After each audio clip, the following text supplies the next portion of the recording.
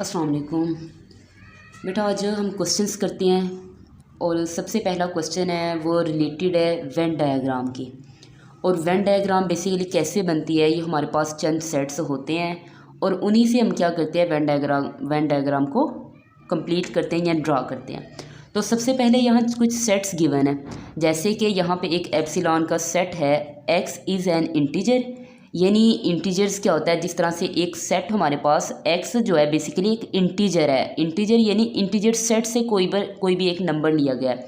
Let's suppose हमारे पास ये z एक क्या है, इंटीजर का सेट है। जैसे कि हम इसको ऑलरेडी कर चुके हैं, 0 है, फिर इसके बाद प्लस माइनस का 1 आता है, प्लस माइनस 2 आता है, प्लस माइनस सो ऑन, और ये चलता जाता है। ये हमारे पास बेसिकली इंटीजर्स का क्या है, सेट। और जो x की वैल्यू है, यदि x वेरिएबल है, उसकी वैल्यू कहाँ से बिलोंग कर रही होगी, इंटीजर सेट से होगी। यहाँ पे एक सेट है, सेट को कैसे, जिस तरह से सेट की डेफिनेशन क्या की थी, सेट जिस तरह से लेट्स सपोज आपको थोड़ा सा आइडिया दे देती हूँ। सेट क्या होता है, बेसिकली हमारे पास कम्बिनेशन होता है। सेट क्या होता है, एक कम्बिनेशन होता है, combination of well defined objects, well defined and use कर लें, एंड डिस्टिंक्ट ऑब्जेक्ट्स और थिंग्स। कम्बिनेशन किसका, वेल डिफाइंड और डिफरेंट ऑब्जेक्ट्स या थिंग्स का जो कम्बिनेशन होता है उसे क्या बोलते हैं, सेट। अब यहाँ पे एक बात क्लियर है कि सेट के अंदर कोई भी एक नंबर क्या होता है, रिपीट नहीं करता। तो और जो भी नंबर होता है वो क्या होता है, वेल डिफाइंड होता है। इट मीन्स उसका प्रॉपर स्ट्रक्चर और शेप होती है, एंड शेप होती है। जैसे यहाँ पे एक सेट गिवन है x, और कहाँ से लेना है, x क्या होगा, लेस देन और इक्वल टू 10 और ग्रेटर देन और इक्वल टू 1। ये इनइक्वालिटी साइन है। यहाँ पे ये हमारे पास होता है बेसिकली लेस देन, इस साइन को क्या बोलते हैं, लेस देन। और अगर ये लेस देन और नीचे वाली लाइन भी ड्रॉ हो जाए, इसे बोलते हैं less than equal to, less than equal to भी यूज़ करते हैं। और इस सिमिलरली ये हमारे पास होता है ग्रेटर देन, क्या होता है, ग्रेटर देन, और ये ग्रेटर देन और इक्वल टू। यहाँ पे देखें जो हमारे पास ये x है, x की वैल्यू लेनी है। ये जो साइन है जिसकी तरफ इसका फेस ओपन होता है, ये देखें ओपन है, तो ये वैल्यू क्या होगी, ग्रेटर, और ये क्या होगी, लेस। और यहाँ से देखेंगे हम राइट कर सकते हैं कि as epsilon is equal to, उन्होंने तो हमें एक वर्ड की फॉर्म में या एक इंडिकेशन दी हुई है सेट की। तो x नंबर लेने हैं हमने, 1 भी इंक्लूड है, यानी यहाँ पे देखिए इक्वल टू राइट किया हुआ है, 10 भी इंक्लूड है, तो 1 से लेके 10 तक। तो हमारे पास एप्सिलॉन के जो सेट है इसमें नंबर्स होंगे, 1 होगा, 2 होगा, 3 होगा, 4 5 6 7 8 9 10।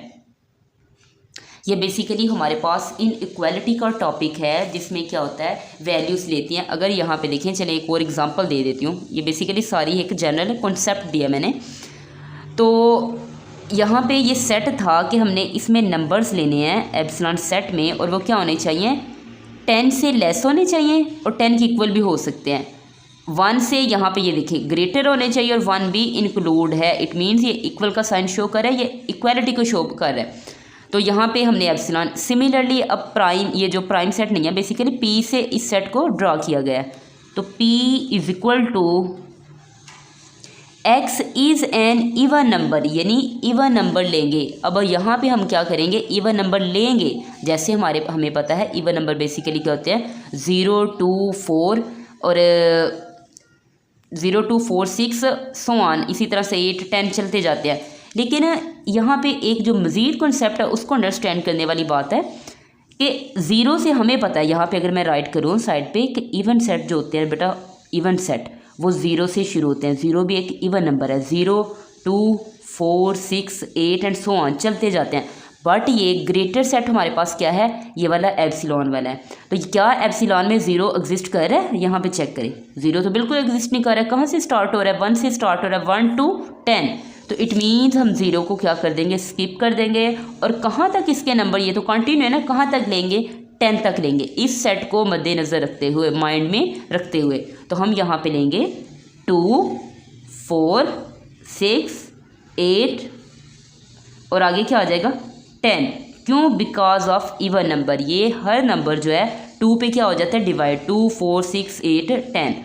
इसके बाद है हमारे पास है क्यू सेट, और क्यू सेट में कौन से नंबर हैं? Is a multiple of 5। जिस तरह से हमने लास्ट टाइम मल्टीपल का टॉपिक किया था, मल्टीपल ऑफ 5 लेने हैं। हमें पता है काउंटिंग क्या होती है, 1, 2, 3, 4, 5। अब 5 के मल्टीपल लेने हैं, तो मल्टीपल ऑफ 5, 5 को मल्टीप्लाई करो 1 से क्या आ जाएगा 5, 5 को मल्टीप्लाई करें 2 से क्या आ जाएगा 10, 5 को मल्टीप्लाई करें 3 से तो 15। तो ये देखिए हम ये तो चलते जाएंगे, बट हमें कहाँ तक चाहिए? 10 तक। इट मीन्स ये सिर्फ 2 मल्टीपल क्या आएंगे हमारे पास क्यू सेट में आएंगे। तो 5 के मल्टीपल एक 5 होगा, 5 1 ज़ा 5 एंड 5 2 ज़ा 10। अगर मैं 15 लेती हूँ तो 15 तो इस सेट में इंक्लूड ही नहीं है, उसका कोई फ़ायदा ही नहीं है लेने का। तो इसलिए हम क्या करेंगे, ये हमारे पास क्यू सेट हो गया। आई थिंक समझ आ चुकी होगी। आगे देखें, हमने ये सेट ले लिए। अब यहाँ पे देखें बेसिकली वेन डायग्राम होती क्या है। वेन डायग्राम में हमारे पास 2 सेट्स होते हैं। एक ये रेक्टेंगुलर शेप होती है जिसे यूनिवर्सल सेट बोलते हैं, यानी अब ये एप्सिलॉन जो है वो यूनिवर्सल सेट को शो कर रहा है।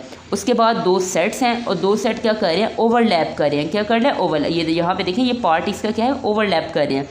और इसमें देखें अगर मैं बात करूँ, अब इसको अगेन हम ड्रा करके देख लेते हैं। यहाँ पे चेक करें, ये हमारे पास एक रेक्टेंगुलर शेप है जिसमें सारे नंबर्स मौजूद हैं। इसको एप्सिलॉन का नेम देते हैं।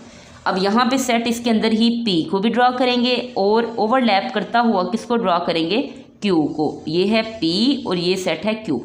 अब मुझे बताएं, यहाँ पे देखें एप्सिलॉन के नंबर तो ये सारे ही इसमें आएंगे, सारे पी भी क्यू भी सारे ही इंक्लूड है। पी के भी सारे नंबर इसमें मौजूद है, क्यू के भी सारे मौजूद हैं। अब यहाँ पे देखें कि पी के अंदर हमारे पास है 1 2, कॉमन कौन से हैं पहले इसको चेक करने। पी और क्यू, पी और क्यू में कॉमन नंबर कौन से हैं जो पी में भी मौजूद है क्यू में भी मौजूद। तो अगर मैं चेक करूं तो 5 हमारे पास जस्ट 10,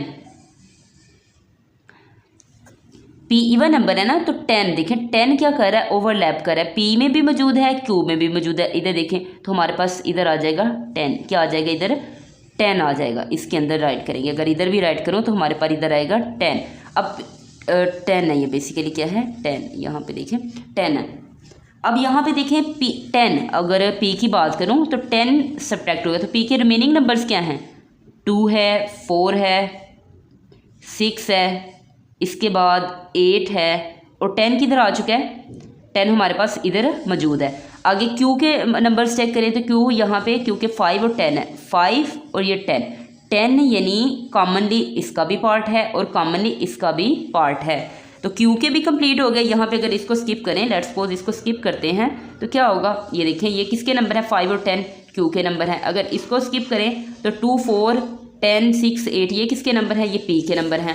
और बाकी रिमेनिंग नंबर अगर मैं एप्सिलॉन के भी इसके वो करते हैं, राइट करते हैं तो 1 2 3 4 देखें 1 भी आ चुका है, 2 इधर मौजूद है, इसके बाद 3 भी आ चुका है और 4 भी इधर मौजूद है, इसके बाद 5 इधर मौजूद है, इसके बाद 6 इधर मौजूद है, उसके बाद 7 नहीं है तो 7 आ जाएगा, उसके बाद 8 इधर मौजूद है, ओके। एंड देन हमारे पास 9 भी नहीं है, 9 भी नहीं है तो हमारे पास 9 भी आ जाएगा। उसके बाद 10, तो यहाँ पे देखें एप्सिलॉन के भी कंप्लीट हुए, 1 2 3 4 5 6 7 8 9 एंड 10 यानी एप्सिलॉन के भी ड्रॉ हो चुके। तो यहाँ पे भी सेम पी के नंबर्स क्या है, 2 है, 4 है, 6 है, 8 है एंड 10। क्यू के क्या है, 5 है और 10 है। और बाकी क्या है, 1 2 इधर मौजूद है, 3 4 मौजूद है, 5 इधर मौजूद है, 5 नहीं राइट करें, 6 में मौजूद है, 7 आएगा 7, उसके बाद 8 भी मौजूद है, 9 और 10। तो ये हमने वेन डायग्राम को क्या कर दिया, कंप्लीट। तो इसको इस तरह से हम सॉल्व करते हैं, बहुत ईजी क्वेश्चन है। नेक्स्ट क्वेश्चन देखते हैं। नेक्स्ट क्वेश्चन देखने से पहले हमें सबसे पहले इन कुछ टर्म्स का आइडिया होना चाहिए। ये भी हमारा पार्ट है, उसका एक टॉपिक है जिसमें क्या करते हैं, बेसिकली ये फैक्टराइजेशन ही का मेथड है एक, जो अलजबरिक इक्वेशन में आता है या अलजबरिक एक्सप्रेशन में किया जाता है। तो ये अलजबरा का क्वेश्चन है। यहाँ पे देखें HCF क्या होता है, हमें ये भी आइडिया होना चाहिए। अब HCF बोलते किसका है, बेसिकली ये शॉर्ट फॉर्म है, इसको बोलते हैं, एज का मीनिंग होता है highest common factor. Highest common factor, H से हाईएस्ट, सी से कॉमन, एफ से factor, it means highest common factor find करना। लेट्स सपोज अगर मैं बात करती हूँ, अगर हम बात करें किसकी, लेट्स सपोज अगर बात करते हैं 2 नंबर्स हैं, अब वैल्यूज़ की बात कर रही हूँ, वैल्यूज़ लेते हैं वैल्यूज़ के अकॉर्डिंग, वैल्यूज़ के अकॉर्डिंग, ये वैसे इधर हम करेंगे अलजबरा के अकॉर्डिंग। तो वैल्यूज़ है हमारे पास, लेट्स सपोज है हम ले लेते हैं 25। तो 25 की अगर फैक्टराइजेशन करें, देखें 25 को 5 से कैंसिल हो जाता है, 5 5 ज़ा 25, 5 1 ज़ा 5, तो मैं राइट कर सकती हूँ कि 25 इज़ इक्वल टू ये जो साइड वाले नंबर हैं 5 क्रॉस 5। अगर मेरे पास हो 15 तो 15 को करें 5 3 ज़ा 15, 3 1 ज़ा 3, तो मैं 15 को राइट कर सकती हूँ 15 इज इक्वल टू 5 मल्टीप्लाई 3, ये वाले जो साइड वाले नंबर्स हैं। बेसिकली इस 25 की भी फैक्टराइजेशन की, 15 की भी की। अब दोनों में से देखें कॉमन नंबर क्या है, कॉमन नंबर जो कॉमन है, तो ये 5 इसमें भी मौजूद है, 1 टाइम एक 5 इसमें भी मौजूद है, एक 5 इसमें मौजूद है, तो HCF क्या आ जाएगा, हाईएस्ट कॉमन फैक्टर क्या होगा, 5 सिंगल नंबर। तो ये हमारा ए से। अगर एलसीएम की बात करें, सिमिलरली एक कॉन्सेप्ट इसके रिवर्स क्या है, एलसीएम। अब यहाँ पे देखिए हमारे पास एलसीएम है, अगर इसी की अगेन बात कर लें, जैसे 25 है, 25 की 5 से की फैक्टराइजेशन, 5 1 ज़ा 5, ओके 25 को राइट कर दिया मैंने 5 मल्टीप्लाई 5। अगर 15 को अगेन लें तो 15 को 5 3 ज़ा 15 एंड 3 1 ज़ा 3, तो 15 को राइट कर सकते हैं 5 मल्टीप्लाई बाय 3। इन दोनों में से सबसे पहले एलसीएम की बात करें तो एलसीएम हमारे पास आता है कॉमन फैक्टर और मल्टीप्लाई कर देंगे non common factor, non common factor, इसको शॉर्ट फॉर्म में राइट कर लिए। कॉमन फैक्टर तो जैसे हमने देखे ये 5 5 कॉमन है दोनों में, तो ये 5 आ चुका है। And then non common factor क्या है, 5 और 3, 5 मल्टीप्लाई 3, तो ये क्या होंगे, नॉन कॉमन फैक्टर। तो इन सबको मल्टीप्लाई करें तो 25 को अगेन 3 से मल्टीप्लाई करें तो क्या आ जाता है हमारे पास, 25 को 3 से मल्टीप्लाई, 5 3 ज़ा कितना हो जाएगा 15, 1 3 2 ज़ा 6 एंड 7, तो हमारे पास 3 से मल्टीप्लाई करेंगे तो क्या आ जाएगा 75। यानी हमारे पास HCF होता है कॉमन फैक्टर और LCM होता है नॉन कॉमन फैक्टर। इसी के कॉन्सेप्ट के अकॉर्डिंग इस क्वेश्चन को सॉल्व करते हैं। यहाँ पे फाइंड करना है HCF, यहाँ पे LCM नहीं बोला हुआ, जस्ट HCF है। फाइंड करना है 2 नंबर्स का, ये 2 हमारे पास एक्सप्रेशन है।